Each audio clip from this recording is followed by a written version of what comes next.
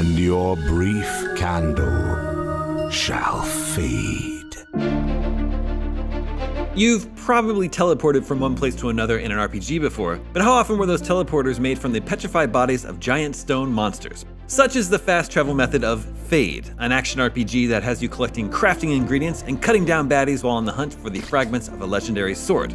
With the first chapter already available in early access on Steam, Fade offers an encouraging start to its grim and challenging quest, enough to earn the creators at Azimuth Studios a spot in the overall category at Rogue Jam and a shot at the $500,000 grand prize. That kind of cash infusion could teleport Fade into all new territory, but let's see what it has on offer at present.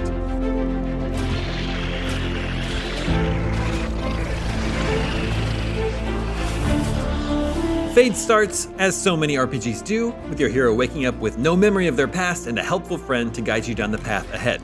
Except in this case, that friend is actually an immortal demon man named Kaith the Undying. Kaith tasks you with collecting and reassembling the shards of a legendary sword called the Oathbreaker in order to help him regain his lost power. And while we haven't played the whole game or anything near it, we're sure that's definitely a good idea and he's totally not going to betray you after you do his bidding. Just look at that face. It wouldn't lie to you, would it? To start things off, you pick between 3 different character types: a melee heavy fighter with a sword, a ranged archer with a bow, or a magic inclined option more focused on casting spells. Fade has a variety of weapon and spell options that can be swapped on the fly, no matter which character you choose at the start, letting you kick things off with a traditional sword but still swap to a bow later on. Weapon types also have interchangeable skills you can find later on to customize each of them further. And while we didn't stumble upon any during our playtime, Fade's Steam page also promises rare and unique weapons as well. The combat itself is very reminiscent of other third-person action games, with deliberate attack animations and a recharging stamina system to limit the pace of every engagement. Those animations can feel a little overly slow at times, but they also encourage more thoughtful timing of your attacks over simple button mashing. You can dodge, roll out of the way of attacks, and use items to heal to keep yourself safe mid-fight, and moving around to stay safe could become especially important against larger groups of wildlings. Of course, you won't be alone in your fights, far from it in fact. In addition to picking up new weapons and equipment, you'll also find new companions to aid you during battle. You can have up to 3 companions with you at a given time, and they'll automatically attack anyone you choose to pick a fight with, which is most people. For example, if you're not going to be using a bow yourself, having Kara the Silent Bow by your side to pelt enemies from afar can be incredibly beneficial.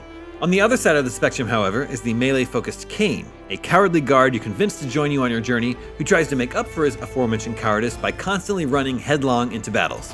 When you're not cleaving muscle from bone, these characters can also be talked to. Fade's relatively simple dialogue system lets you ask questions at certain times and even take on quests for the NPCs that you meet. The first one you get from Kain, for instance, is actually to go to your other companion, Kara, and convince her not to judge him for his cowardly nature. It's only an introduction to that system, but it's neat to see these characters can be more than just combat buffs and hints at Azimuth's future development plans. Your actions can apparently even influence the outcomes of certain quests, changing the results they may have. You'll also be grabbing crafting ingredients as you explore the dark caves and dangerous halls of each map.